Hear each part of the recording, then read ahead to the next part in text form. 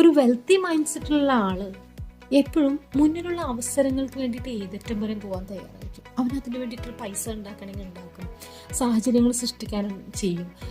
കാരണം അവൻ്റെ സ്വപ്നത്തിൽ നല്ല വിശ്വാസം ഉണ്ടാവും. ഇതിൽ ഇറങ്ങിക്കഴിഞ്ഞാൽ അവൻ്റെ കാര്യങ്ങൾ നടക്കുന്നത് ഉറപ്പവനാണ്.